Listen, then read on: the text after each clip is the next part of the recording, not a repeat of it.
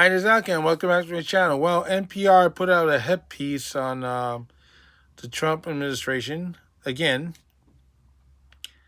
It's about the IRS this time. They're saying they cut over 1,000 jobs more in the middle of tax season. It depends where these people were when this cuts were taken. If they're probation people not involved with the tax preparation stuff, it's not going to affect it.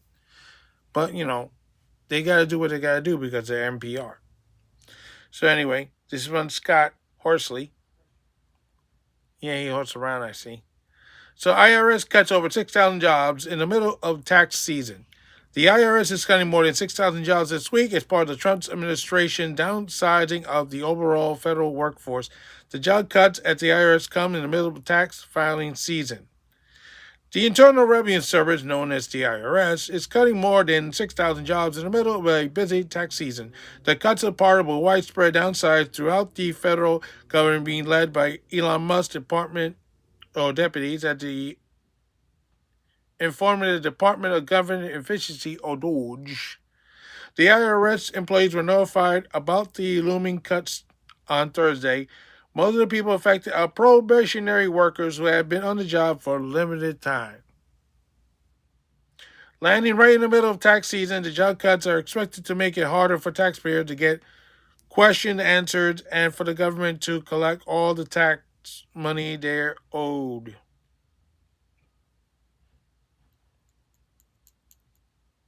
The move draw protests from government watchdogs who worried it will compromise the government's ability to go after wealthy tax cheats. I just shook my head sadly, said Susan Long, who founded a data collection group at Syracuse University that tracks IRS audits. It's just so counterproductive if your goal is to save money and be efficient. This is not what the rational persons would do. And for more than a decade, the IRS will starve for resources. Customer service suffered 9 out of 10 phone calls go unanswered. Audits of millionaires plunge while the government scrutinized taxpayers who claim a credit for the working poor. This began to change in 2022 when congressional Democrats passed the Inflation Reduction Act, which didn't reduce any inflation. It went up more, which provided $80 billion over a decade to modernize technology and add staff at the IRS. While Republicans later cut that funding by at least 25%, the investment still made a difference. Thousands of additional telephone operators were hired, and new revenue agents being hunting for unpaid taxes. Many of the new hirees are now on the chopping block. Some are going to the border. Tax expert says any salary savings from the job cuts will be dwarfed by the loss of tax revenue that otherwise would have been collected.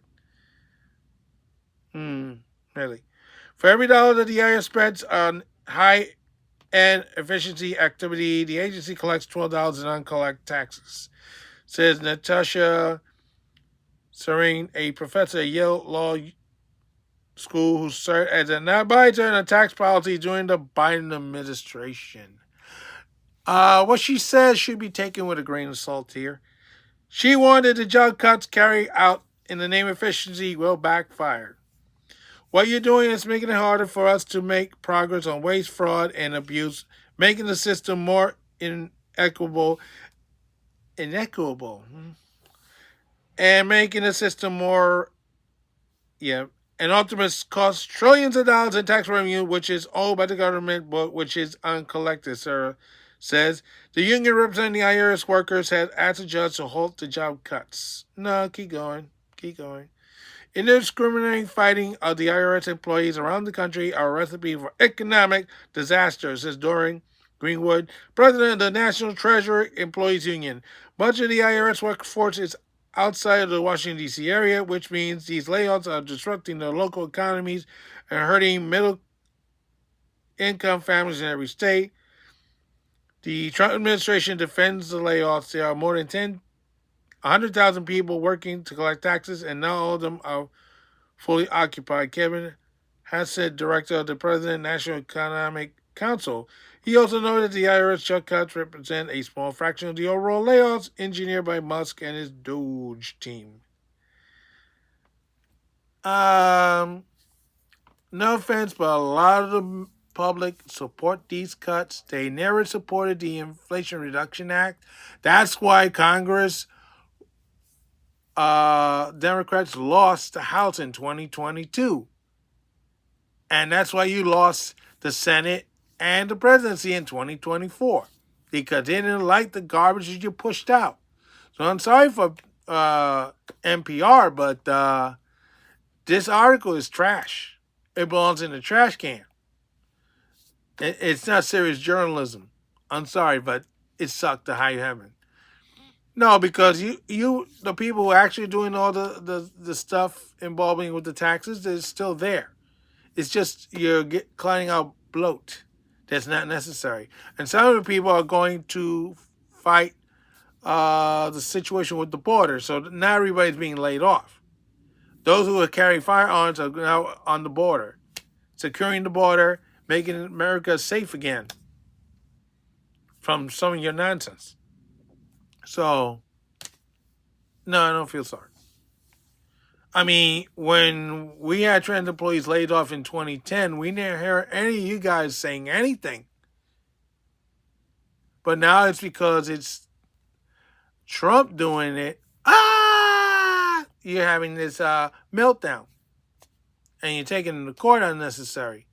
Well, you know what? If you lose all those court cases, somebody's got to pay the bill for these legal fees. And it shouldn't be the American people.